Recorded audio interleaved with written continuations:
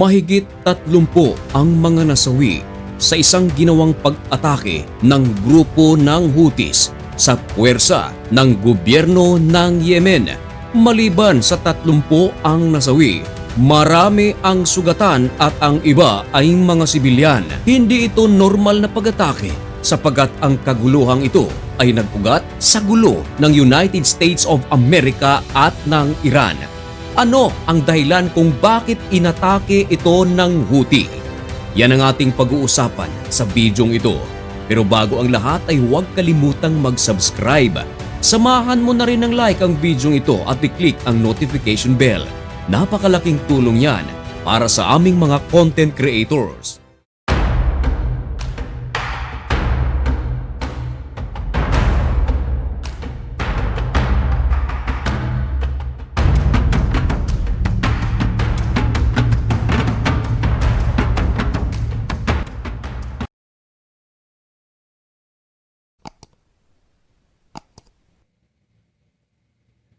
Maligayang pagbabalik mga kaibigan. Kumusta kayong lahat? Ngayon ay August 7, 2026 at nagbabaga at napakabagong balita na naman ang ating ihahatid sa inyo. Ito ay tungkol sa kaguluhan na nangyari sa pagitan ng Yemen, Saudi Arabia at ng militanteng grupo na sinusuportahan ng Iran. Ito ay ang Houthi. Tama ang inyong narinig sa ating intro na merong mahigit 30 na mga sundalo ng gobyerno ng Yemen ang nasawi sa isang ginawang pag-atake ng Houthi. Maliban sa 30, meron pang mga 50 ang mga sugatan at ang iba mga kaibigan, 11 mga sibilyan. Ayon sa Health Department ng Yemen, marami sa mga nagtamo ng sugat ay nag-aagaw buhay dahil sa pag-ataking ito. At ang pag-ataking ito mga kaibigan ay isa sa mga pinakamalaking pag-atake na naranasan ng gobyerno ng Yemen buhat ng mga nakaraang digmaan. Gumamit ang Houthis ng kanilang ballistic missiles, mga missiles na kung saan ito rin ang ginagamit ng Iran sa pag-atake sa Middle East at maging sa Israel at sa mga base militar ng Amerika na nagkalat sa iba't ibang bahagi ng Gulf countries. Maliban sa ballistic missiles, gumamit din ang Houthis ng kanilang mga drones at ang mga probinsya na kanilang tinarget ay ang probinsya ng Marib at ng Hadramaut. Ang tanong, bakit nga ba umatake ang Houthi sa puwersa ng Yemen? Ayon sa pahayag mismo ng Houthi, ginawa nila ang pag-atake at hindi nila itinatanggi sapagkat ayon sa Houthi, kanilang nasagap na ang puwersa ng Saudi Arabia at puwersa ng gobyerno ng Yemen ay nagsasanib puwersa at naghahanda sa isang pag-atake. Kaya hindi na nagdalawang isip na umatake ang grupong Houthi sapagkat ayon sa kanilang pahayag ay hindi na nila hihintayin bang maunahan sila ng puwersa ng Saudi Arabia. Nitong mga nakaraang linggo, nagkaroon ng sagupaan ang puwersa ng Saudi Arabia at Houthi. Hindi lang sa kalupaan kundi maging sa karagatan. Maging ang Saudi Arabia ay nakaranas rin ng pag-atake ng grupong Houthi. Winasak ang maraming mga oil facilities ng Saudi Arabia na siyang ikinagalit ng husto ng Saudi Arabia. Dahilan kung bakit nagsagawa rin ng isang napakalaking pag-atake ang Saudi Arabia, katuwang ang puwersa ng United States of America. Kasama ring tinarget ng Saudi Arabia at ng Amerika ang puwersa na nasa Iraq na sinusuportahan ng Iran. Ikinasawi ito ng maraming mga militanteng grupo. Ngayon, paano naman masasali sa usapang ito ang Iran?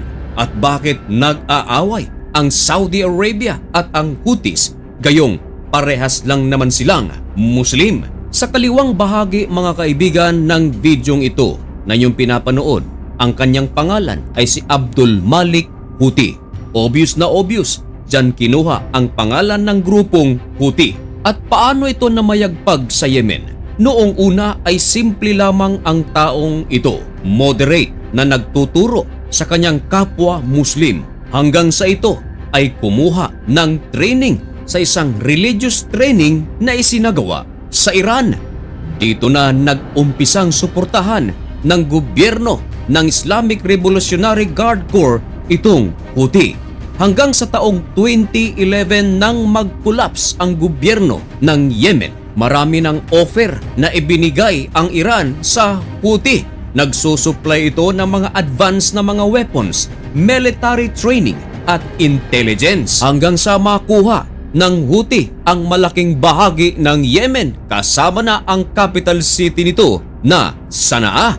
Pero mga kaibigan, hindi nagpapatinag ang Saudi Arabia dito. Hindi pumapayag ang Saudi Arabia na makuha ng husto ng Houthi ang buong Yemen.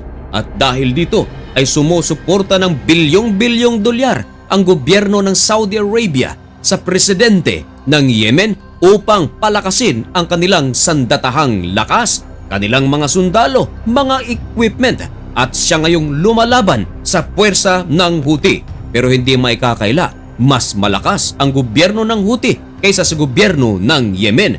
Pero ganun pa man, hindi rin basta-bastang makuha ng Houthi lahat ng Yemen sapagat nariyan ang Saudi Arabia. Well, sa mga nagtatanong, bakit nag-aaway itong Saudi Arabia at Houthi kasama na ang Iran gayong parehas lang naman silang Muslim?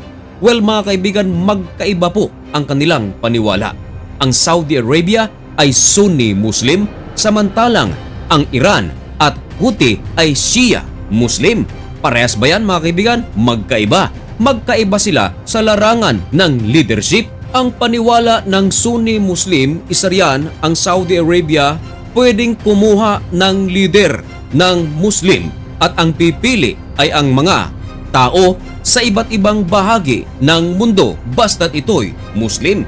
Pero sa Shia Muslim, kinakailangan ang mamuno ng Islam ay nagmumula mismo sa angkan ng kanilang propeta na si Muhammad. Dito sila nagkatalo-talo. Pero ang gulong ito mga kaibigan ay hindi lang dahil sa relihiyon, kundi ang tinatawag na kumpetensya. Ang Saudi Arabia mga kaibigan ay rival ng Iran sa ekonomiya. Hindi pumapayag ang Saudi Arabia na ang Iran ay magkaroon ng nuclear weapon.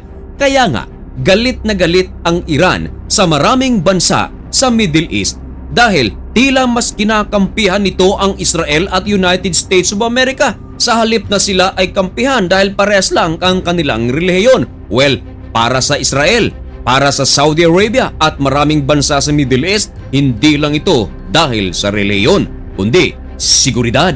Sa ngayon mga kaibigan ay wala pang pahayag ang gobyerno ng Yemen at Saudi Arabia kung ano ang kanilang gagawin sa naturang pag-atake ng Houthi.